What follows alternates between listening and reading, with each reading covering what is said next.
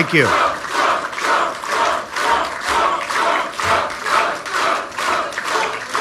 Thank you, everybody. Thank you very much. It's great to be with you this afternoon. And today, we begin a conversation about how to make America safe again. In the 20th century, the United States has defeated fascism, Nazism, and communism.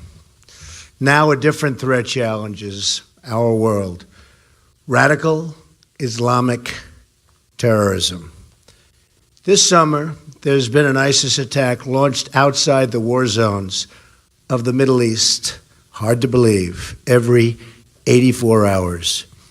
Here in America, we have seen one brutal attack after another. 13 were murdered and 38 wounded in the assault on Fort Hood. The Boston Marathon bombing wounded and maimed 264 people and ultimately left 5 dead, including 2 of our great police officers. In Chattanooga, Tennessee, 5 unarmed Marines, unbelievable people, by the way, were shot and killed at a military recruiting center. Last December, 14 innocent Americans were gunned down at an office party in San Bernardino. Another 22 were very gravely injured. In June, 49 Americans were executed at the Pulse nightclub in Orlando. Another 53 were badly injured.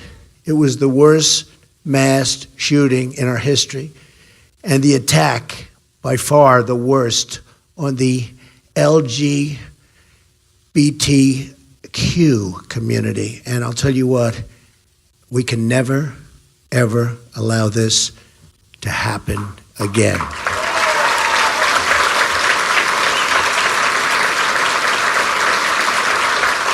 In Europe, thank you. In Europe, we have seen the same carnage and bloodshed inflicted upon our closest allies.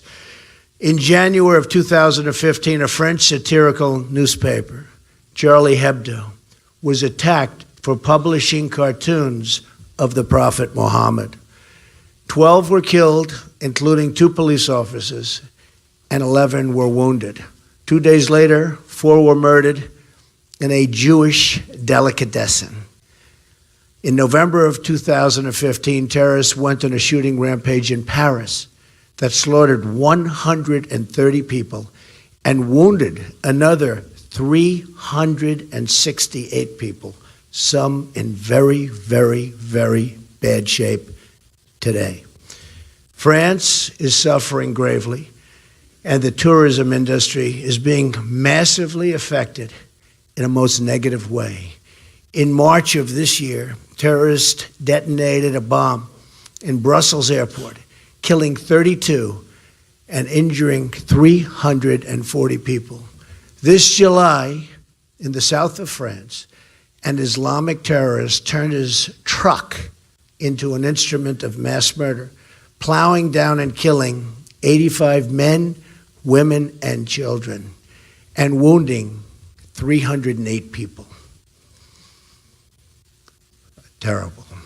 Among the dead were 2 Americans, a Texas father, and his 11-year-old son.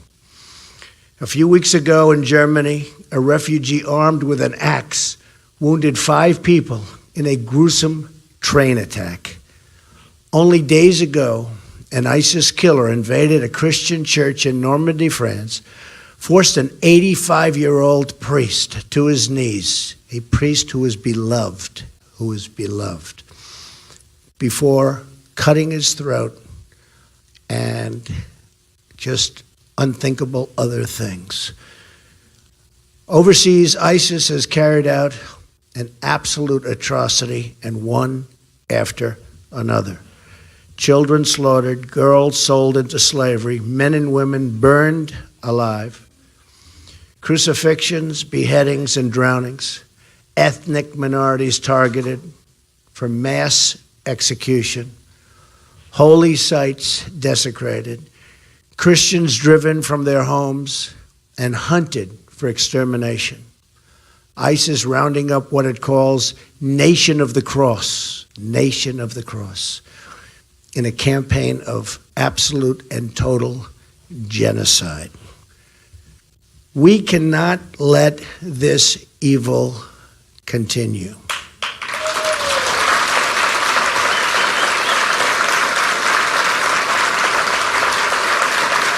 Thank you.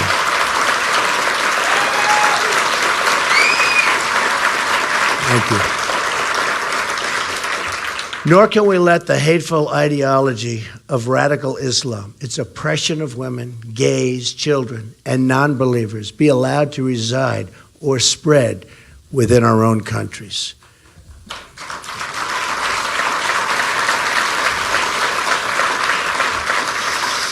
We will defeat radical Islamic terrorism, just as we have defeated every threat we've faced at every age and before. But we will not, remember this, defeat it with closed eyes or silenced voices. We have a president that doesn't want to say the words. Anyone who cannot name our enemy is not fit to lead our country.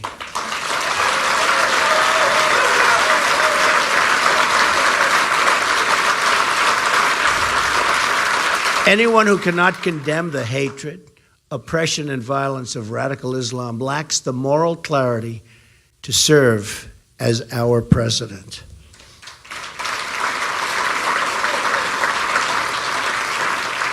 The rise of ISIS is the direct result of policy decisions made by President Obama and Secretary of State Clinton. Let's look back at the Middle East at the very beginning of 2009, before the Obama-Clinton administration took over. Libya was stable. Syria was under control. Egypt was ruled by a secular president and an ally of the United States. Iraq was experiencing a reduction in violence. The group that would become what we now call ISIS was close to being extinguished. Iran was being choked off by economic sanctions. Fast forward to today. What we have, and think of this, and the decisions made by the Obama-Clinton group have been absolutely disastrous. Libya is in ruins. Our ambassador and 3 other really brave Americans are dead, and ISIS has gained a new base of operations. Syria is in the midst of a disastrous civil war. ISIS controls large portions of territory. A refugee crisis now threatens Europe and the United States. In Egypt, terrorists have gained a foothold in the Sinai Desert near the Suez Canal, one of the most essential waterways of the world. Iraq is in chaos, and ISIS is on the loose. ISIS has spread across the Middle East and into the West. In 2014, ISIS was operating in 7 nations. They were in 7 nations. Terrible, but that's what it was. Today, they're fully operational in 18 countries with aspiring branches in 6 more for a total of 24, and many believe that number is actually 28 to 30 countries. They don't even know. The situation is likely worse than the public has any idea. A new congressional report reveals that the administration has downplayed the growth of ISIS, with 40% of analysts saying they had experienced efforts to manipulate their findings. They're trying to make it look much better than it is. It's bad. At the same time, ISIS is trying to infiltrate refugee flows into Europe and to the United States. Iran, the world's largest state sponsor of terrorism, is now flush with $150 billion in cash released by the United States. Plus, if you remember from 2 weeks ago, another $400 million in actual cash that was obviously used for ransom. Worst of all, the nuclear deal puts Iran, the number one state sponsor of radical Islamic terrorism, on a path to nuclear weapons. In short, the Obama-Clinton foreign policy has unleashed ISIS, destabilized the Middle East, and put the nation of Iran, which chants death to America, in a dominant position of regional power and, in fact, aspiring to be a dominant world power. It all began in 2009 with what has become known as President Obama's Global Apology Tour. We all remember. In a series of speeches, President Obama described America as arrogant, dismissive, derisive, and a colonial power. He was describing us. He informed other countries that he would be speaking up about America's past errors. He pledged that we would no longer be a senior partner that sought to dictate our terms. He lectured CIA officers of the need to acknowledge their mistakes and described Guantanamo Bay as a rallying cry for our enemies. Perhaps no speech was more misguided than President Obama's speech to the Muslim world delivered in Cairo, Egypt, 2009. I remember it well. In winning the Cold War, President Ronald Reagan repeatedly touted the superiority of freedom over communism and called the USSR the evil empire. Yet when President Obama delivered his address in Cairo, no such moral courage could be found or would be found. Instead of condemning the oppression of women and gays in many Muslim nations and the systematic violations of human rights or the financing of global terrorism, President Obama tried to draw an equivalency between our human rights record, and remember this, our human rights and theirs. The records are unbelievable and unmistakable. His naive words were followed by even more naive actions. The failure to establish a new status of forces agreement in Iraq and the election-driven timetable for withdrawal surrendered our gains in that country and led directly to the rise of ISIS, without question.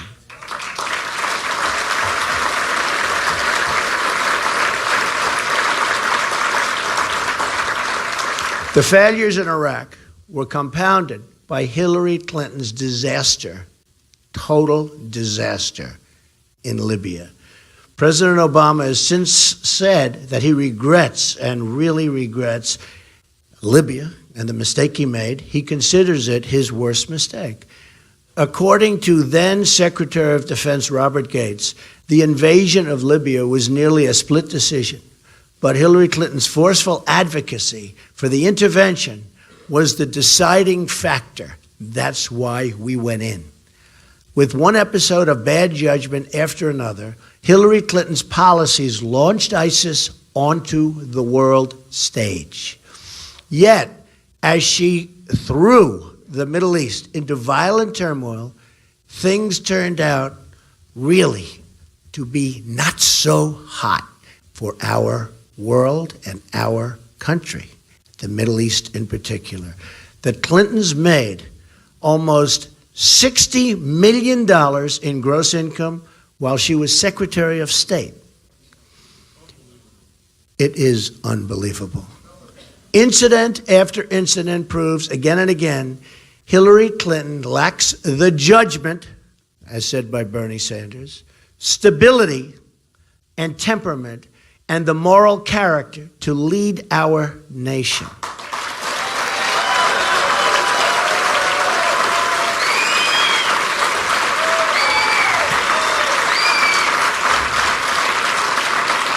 Importantly, she also lacks the mental and physical stamina to take on ISIS and all of the many adversaries we face. not only in terrorism, but in trade and every other challenge we must confront to turn our great country around.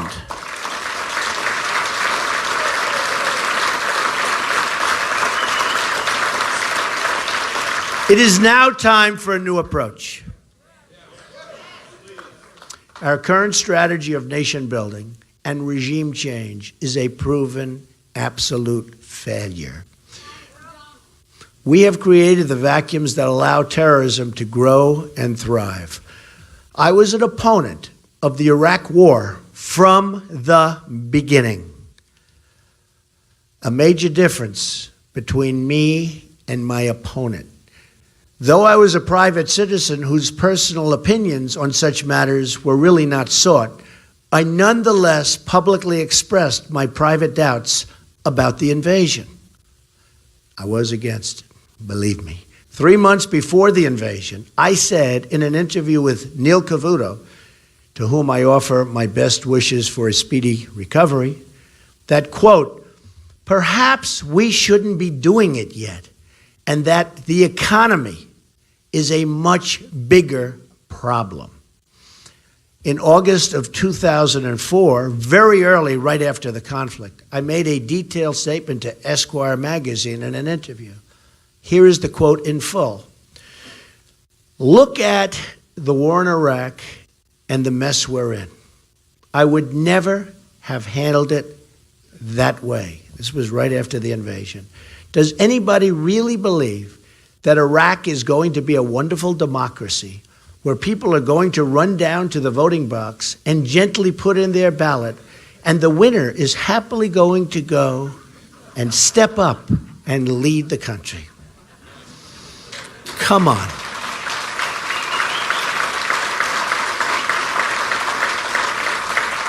I then continued, 2 minutes after we leave, there's going to be a revolution, and the meanest, toughest, smartest, most vicious guy, in this case, guy, will take over. And he'll have weapons of mass destruction, which Saddam Hussein did not have. What was the purpose of this whole thing? Hundreds and hundreds of young people killed. And what about the people coming back with no arms and no legs? Not to mention, in all fairness, the other side, the tremendous damage done. All those Iraqi kids who've been blown to pieces. And it turns out that all of the reasons for the war were blatantly wrong. All of this death and destruction for nothing. So I've been clear for a long time that we should not have gone in. But I have been just as clear in saying what a catastrophic mistake Hillary Clinton and President Obama made with the reckless way in which they pulled out.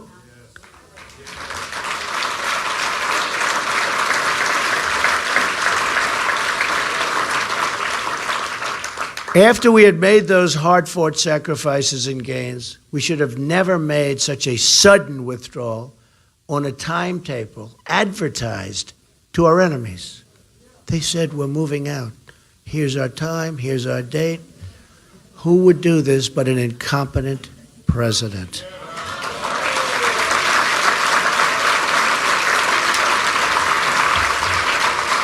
Al-Qaeda in Iraq had been decimated, and Obama and Clinton gave it new life and allowed it to spread all across the world.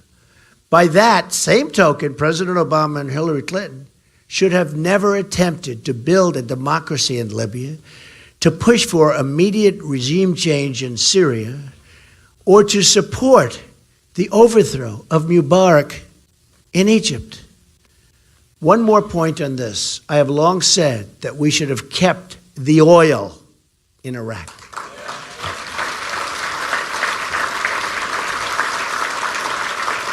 I said it over and over and over again. Another area where my judgment has been proven correct. I just said it so many times, virtually every time I was interviewed. Keep the oil, keep the oil. According to CNN, ISIS made as much as $500 million in oil sales in 2014 alone. That's before they really got started, fueling and funding its reign of terror. If we had controlled the oil, like I said we should, we could have prevented the rise of ISIS in Iraq, both by cutting off a major source of funding and through the presence of U.S. forces necessary to safeguard the oil and vital infrastructure products necessary for us to have the oil. I was saying this constantly and consistently to whoever would listen. I said, keep the oil, keep the oil, keep the oil. Don't let somebody else get it.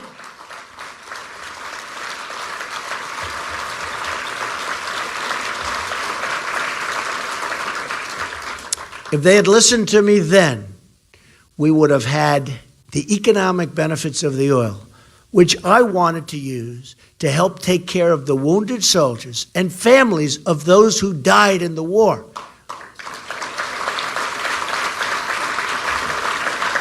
In addition to which, thousands of lives would have been saved.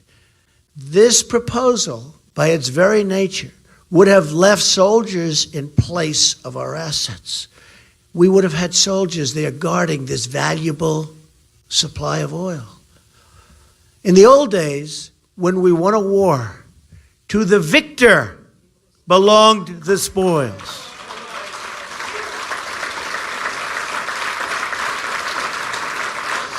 Instead, all we got from Iraq and our adventures in the Middle East was death, destruction, and tremendous financial loss. But it's time to put the mistakes of the past behind us and chart a new course.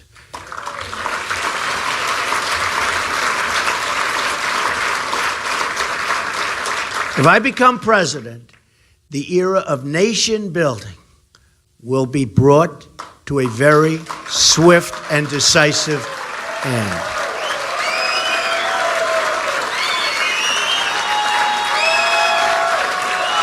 Thank you. Our new approach, which must be shared by both parties in America, by our allies overseas, and by our friends in the Middle East, must be to halt the spread of radical Islam.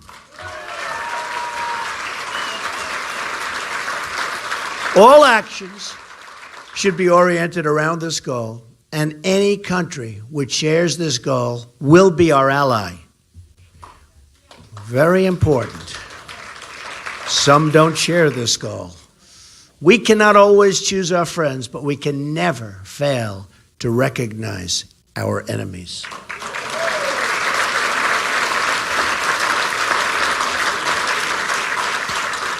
As president, I will call for an international conference focused on this goal. We will work side by side with our friends in the Middle East, including our greatest ally, Israel.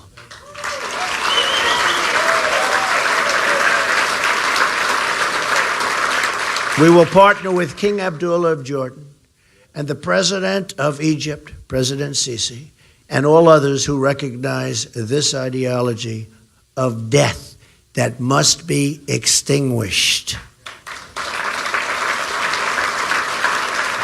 We will also work very closely with NATO on this new mission. I had previously said that NATO was obsolete because it failed to deal adequately with terrorism. Since my comments, they have changed their policy and now have a new division focused on terror threats. Very good. Very, very good.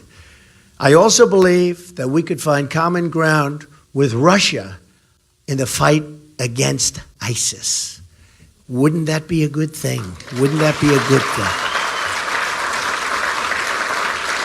They too have much at stake in the outcome in Syria and have had their own battles with Islamic terrorism just as bad as ours.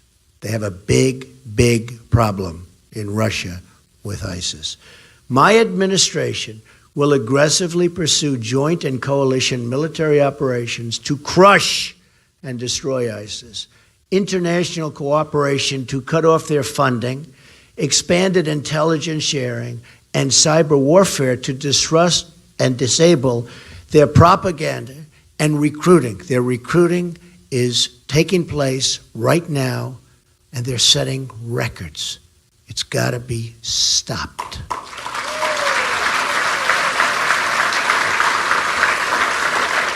We cannot allow the internet to be used as a recruiting tool and for other purposes by our enemy.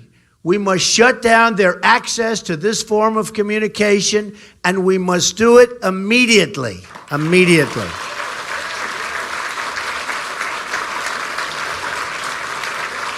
Unlike Hillary Clinton, who has risked so many lives with her careless handling of sensitive information, my administration will not telegraph exactly military plans and what they are.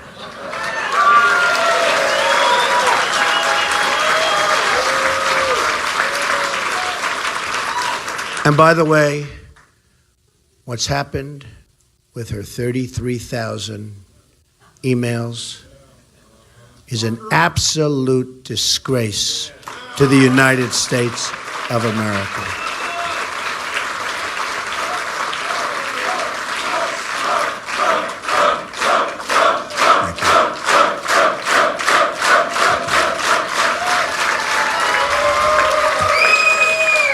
I've often said that the great General Douglas MacArthur and the great General George Patton would be in a state of shock if they were alive today to see the way President Obama and Hillary Clinton try to recklessly announce their every move before it happens, like they did in Iraq, so that the enemy can prepare and adapt. Their enemy says thank you. The fight will not be limited to ISIS. We will decimate al-Qaeda, and we will seek to starve funding for Iran-backed Hamas and Hezbollah. So important. We can use existing UN Security Council resolutions to apply new and even stronger sanctions. Military, cyber, and financial warfare will all be necessary to dismantle Islamic terrorism. But we must use ideological warfare as well. Very important. And they use it on us better than we have ever even thought of using it on them. But that will change. Just as we won, thank you, just as we won the Cold War in part, by exposing the evils of communism and the virtues of free markets, so too must we take on the ideology of radical Islam. While my opponent accepted millions of dollars in foundation donations from countries where being gay is an offense, punishable by prison or death, my administration will speak out against the oppression of women, gays, and people of different beliefs.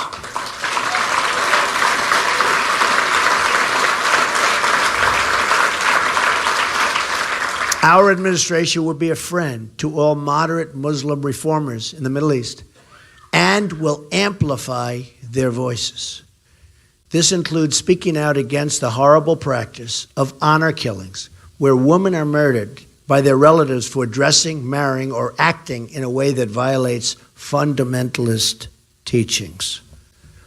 Over 1,000 Pakistani girls are estimated to be the victims of honor killings by their relatives each year. Recently, a prominent Pakistani social media star was strangled to death by her brother on the charge of dishonoring the family. In his confession, the brother took pride in the murder and said, "Girls are born to stay home and follow traditions." Shockingly, this is a practice that has reached our own shores. On such cases, and many cases have happened, but one involves an Iraqi immigrant who was sentenced to 34 years in jail for running over his own daughter, claiming she had been too westernized. To defeat Islamic terrorism, we must also speak out forcefully against a hateful ideology that provides the breeding ground for violence and terrorism to grow. It's a breeding ground. It's a terrible, terrible breeding ground. A new immigration policy is needed immediately and as well.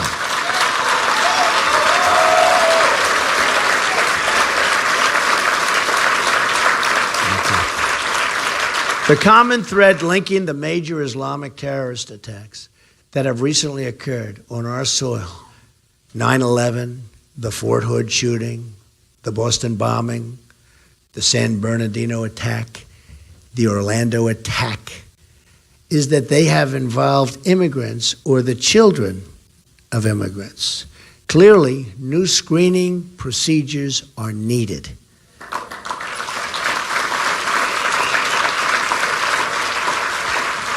A review by the U.S. Senate Immigration Subcommittee has identified 380 foreign-born individuals charged with terrorism or terrorism-related offenses between 9/11 and 2014, and many more since then, and this year is a record for identification. It's gotten worse, far worse.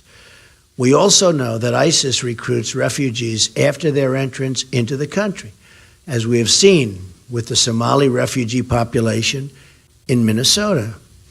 Beyond terrorism, as we have also seen in France, foreign populations have brought their anti-Semitic attitudes with them. In Cologne, Germany, on New Year's Eve, we have seen the reports of sexual violence and assault, far greater than anybody knows. Pew polling shows that in many of the countries from which we draw large numbers of immigrants, extreme views about religion, such as the death penalty, and for those who are involved, the death penalty is very, very common if you don't have the faith that they demand you have. A Trump administration will establish a clear principle that will govern all decisions pertaining to immigration. And we will be tough, and we will be even extreme.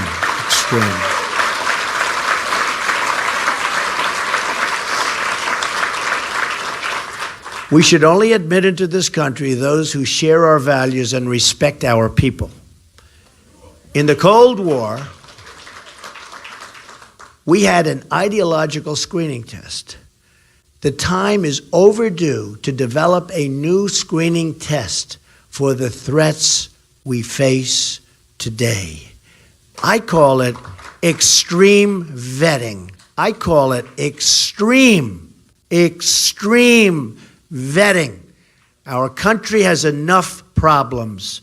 We don't need more. And these are problems like we've never had before.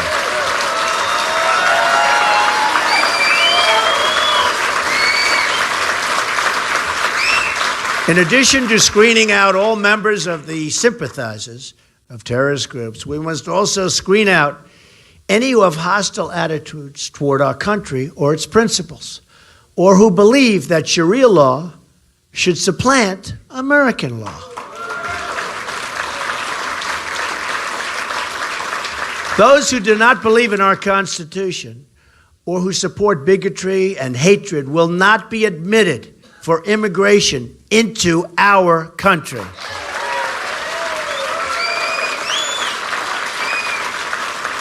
Only those who we expect to flourish in our country and to embrace a tolerant American society should be issued visas.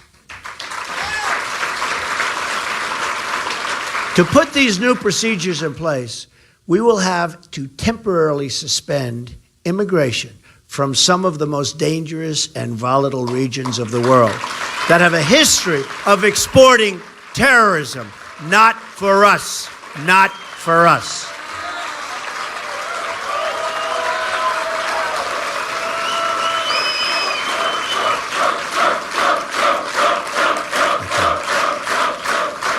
Thank you.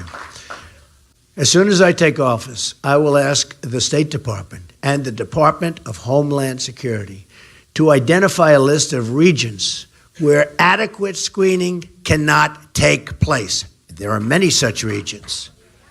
We will stop processing visas from those areas until such time as it is deemed safe to resume based on new circumstances or new procedures. The size of current immigration flows are simply too large to perform adequate screening.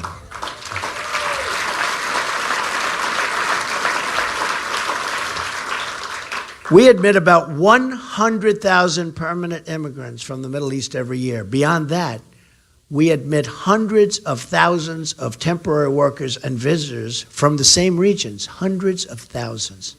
If we don't control the numbers, we can't perform adequate screening. There's no way it can take place.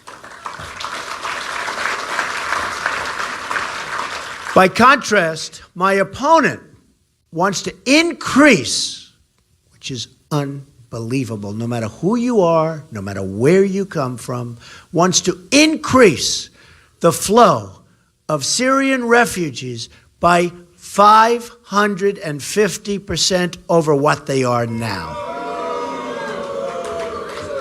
The United States Senate Subcommittee on Immigration estimates that Hillary Clinton's plan would mean roughly 620,000 refugees from all current refugee-sending nations in her first term, assuming no cuts to other refugee programs. So it could get worse. This would be additional to all other non-refugee immigration. Unbelievable numbers. Unbelievable numbers.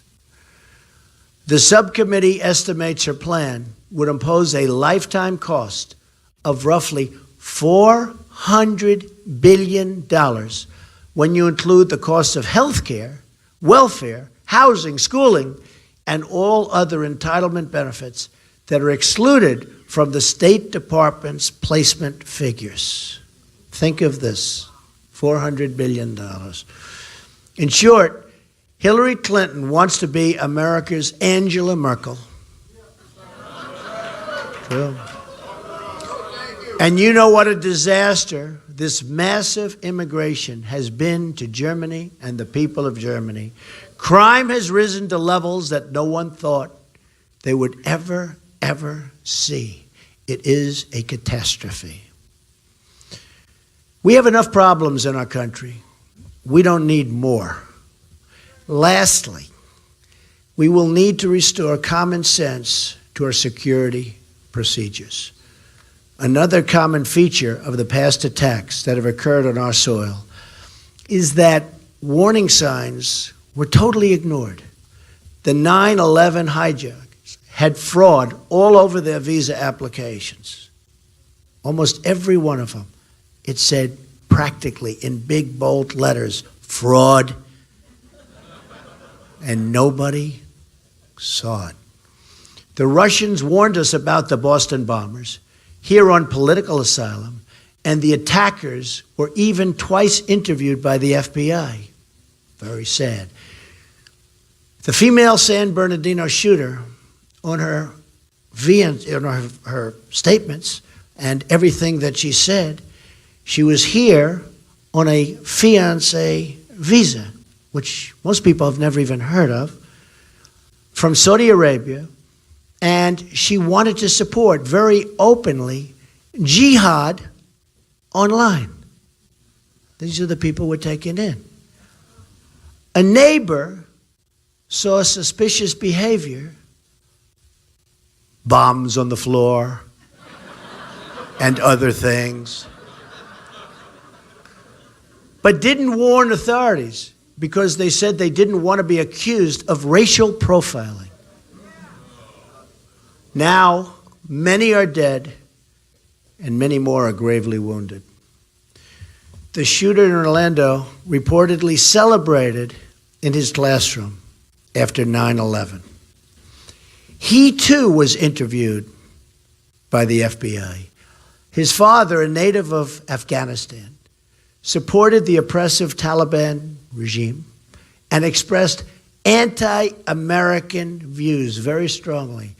And by the way, was just seen sitting behind Hillary Clinton with a big, fat smile on his face all the way through her speech.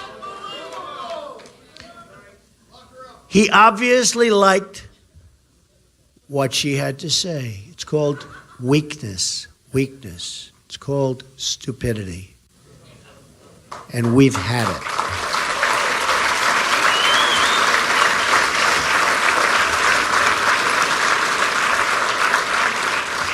The Fort Hood shooter delivered a presentation to a room full of mental health experts before the attacks, in which he threw out one red flag after another.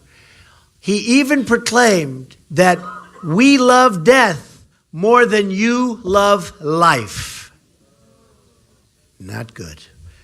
These warning signs were ignored because political correctness has replaced common sense in our society.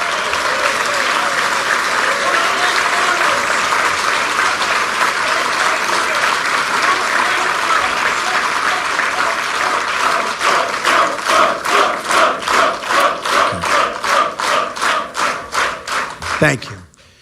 That is why one of my first acts as president will be to establish a commission on radical Islam, which will include reformist voices in the Muslim community who will hopefully work with us. We want to build bridges and erase divisions.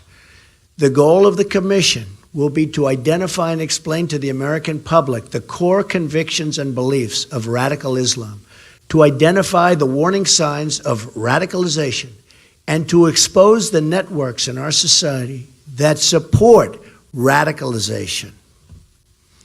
This commission will be used to develop new protocols for local police officers, federal investigators, and immigration screeners.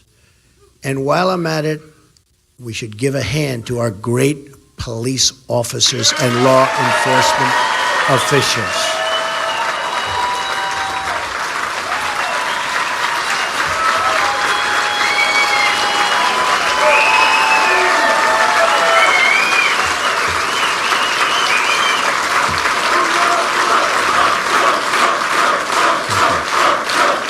Thank you. We will also keep open Guantanamo Bay and place a renewed emphasis on human intelligence. Drone strikes will remain part of our strategy, but we will also seek to capture high-value targets to gain needed information to dismantle their organizations.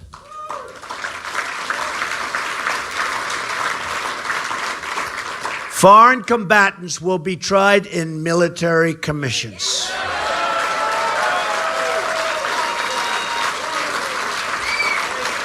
Finally, we will pursue aggressive criminal or immigration charges against anyone who lends material support to terrorism. There will be consequences for those people.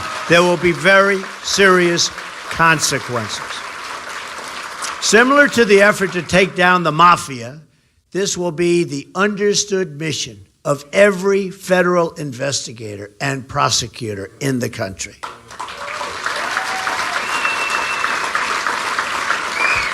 To accomplish your goal, you must state a mission. The support networks for radical Islam in this country will be stripped out and removed one by one, viciously if necessary. Viciously if necessary. Immigration officers will also have their powers restored. Those been taken away. Those who are guests in our country that are preaching hate will be asked to return home immediately, and if they don't do it, we will return them home.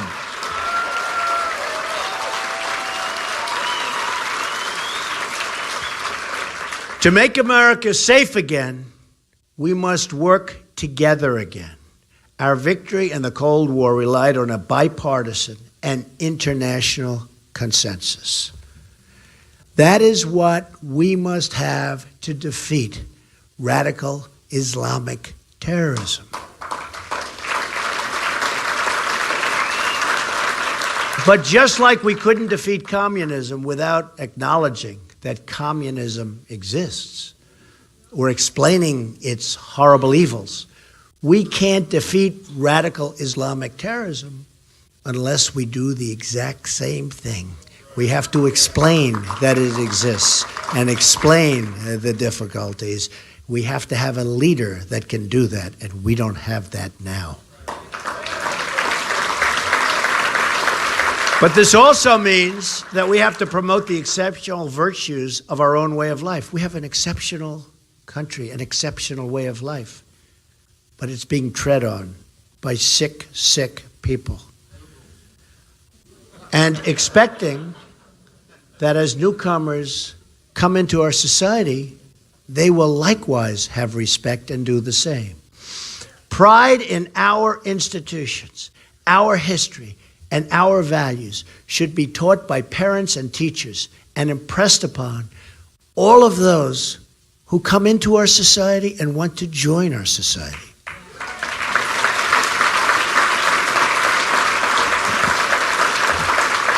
Assimilation is not an act of hostility, but an expression of compassion.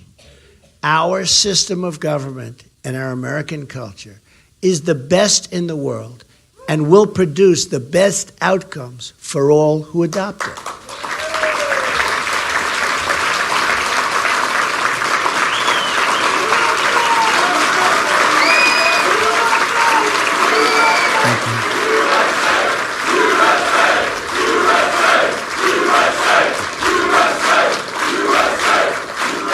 Thank you. This approach will not only make us safer, but bring us closer together as a country. Renewing this spirit of Americanism will help heal the divisions in our country, of which there are so many. We have a divider as president. We call him the Great Divider. It's the thing he does best. It will do so by emphasizing what we have in common, not what pulls us apart. This is my pledge to the American people.